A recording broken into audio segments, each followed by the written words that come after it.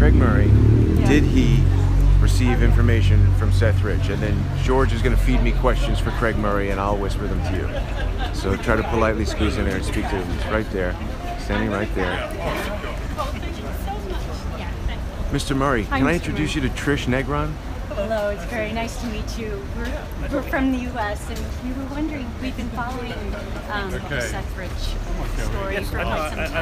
I've seen you on YouTube. Have you really? Crowdsource the truth, you're watching. It's really an honor to meet you, sir. George Webb, is that Yes. George is in the United States right now working on as the part of the story that led us down a potential dirty bomb that may have been aboard one of the cargo ships that came into port in Charleston the other night. So it seems to have set off some sort of firestorm. And in the meantime, we came here to see, we wanted to find Eric Braverman, who was the CEO of the Clinton Foundation and had gone missing. It was vanished. Yes, and so George Webb's series, of course. And when we heard Julian was supposed to come out, we were thrilled, so we ran over here. And we were wondering if you would be able to talk to us about the thumb drive or any of the details that you've shared before, and maybe could just review what you have now, and if Seth may have been the person that handed it to you. I don't really want to say much more. I've been carefully avoiding saying much more for many months. I would say there wasn't a thumb drive. Well, it may have been a thumb drive, but I didn't have it. What I was doing was administrative, let me put it that way, as opposed to picking up emails on a dead letter drop. I was doing something. Even whistleblowers have administration and bureaucracy. So I was doing something administrative. And the other thing I would also say is that I never in my life met Seth Rich, and he of course had sadly been murdered some months before the occasion on which I was there meeting with somebody. So, and I really don't want to say a great deal more than that. Have you ever met Eric Braverman? No. And in fact, until I heard he'd vanished, I'd never heard of him. So, Are you familiar with a set of files that were released by Guccifer2 about 8-9 months ago that were retweeted by WikiLeaks? The link was, and it contained NGP van data as well as which is a voter data for the United States that the Democratic Party gathers and utilizes in elections, and then it also had some Clinton Foundation documentation in them, and we actually also resubmitted them to WikiLeaks a few weeks ago after they were provided to us on a thumb drive, because that link on the Guccifer2 website is gone now. And so I wondered if you have any knowledge of that or could comment on those documents or the files? I mean, I know of it, but I probably don't know a lot more about it than you do. Okay. Well, could you, since we submitted them to WikiLeaks, and we're wondering, we don't know of anyone else who has done so, self-identified as leaking or providing documents to WikiLeaks, and we were wondering what the process is and how that information will be vetted, and because we haven't communicated any further other than to provide the files, and are curious to know what the process would be to authenticate them, and when we might know, or would we get a response, or how that might work.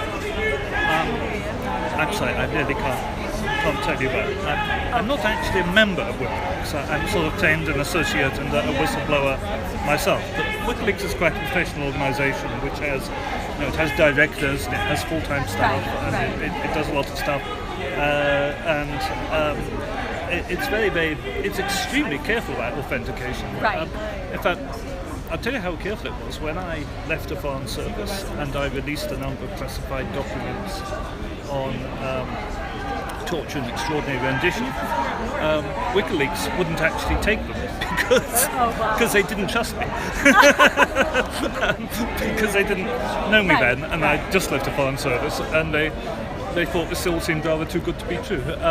So I know they have a healthy skepticism and are very, very careful in checking the authenticity of anything they release, and they've never been wrong. Well, that's they've never ever been wrong. But I'm not a party to their internal processes. Okay, that's helpful. When you said you were in an administrative sort of role, I wasn't sure if that meant you were familiar with the process, but. So, Mr. Murray, our audience is giving us comments as you guys speak, and everyone is very interested to know if you saw the episode where George read out the tweet in which Julian was referencing the Nadra email and all the Pakistani officials. No, I don't think I did, I'm afraid to say. Okay, well, I'll email it to you after we're done, and then you can catch up on your crowdsource the truth. And what about the Guardian and the Daily Mail? George is asking about the Guardian and the Daily Mail. Yeah, but the Guardian tells the truth occasionally. You should never ever believe anything you read in the Daily Mail.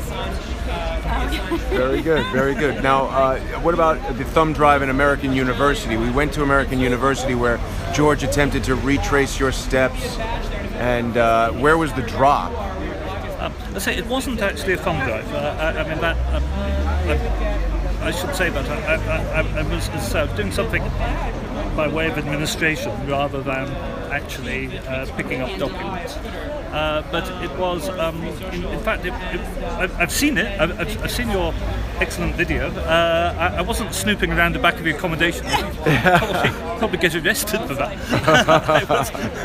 It was actually down just away from the university, walking out the front of the university, down Massachusetts Avenue, on the left-hand side in a stretch of woodland, which I think shares a boundary with Homeland Security, which is quite amusing. That's amazing. It's really exciting to meet you, sir, and we've got to thank you for all the things that you've done to help WikiLeaks and to try to help people who are interested in democracy and integrity. And I just want to know if our audience has any more questions for former ambassador. What was your role exactly as the ambassador in the United States? There's just one thing, one thing I'd like to say to you and your people, which is I think the work you've done is tremendous. I've been following it, not maybe as closely as I should, but I have been following it.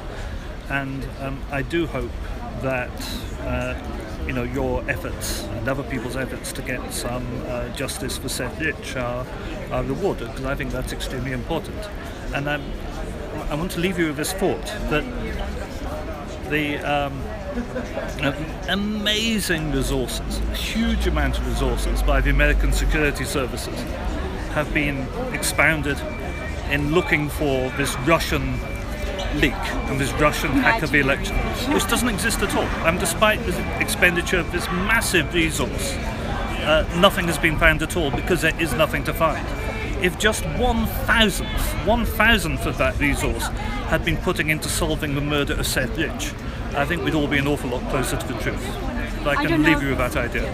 Thank you very much, Mr. Murray. It's an honor to meet you, sir, and thank you for those kind words. Thank you. Thank you. Wow. So that was an unexpected treat.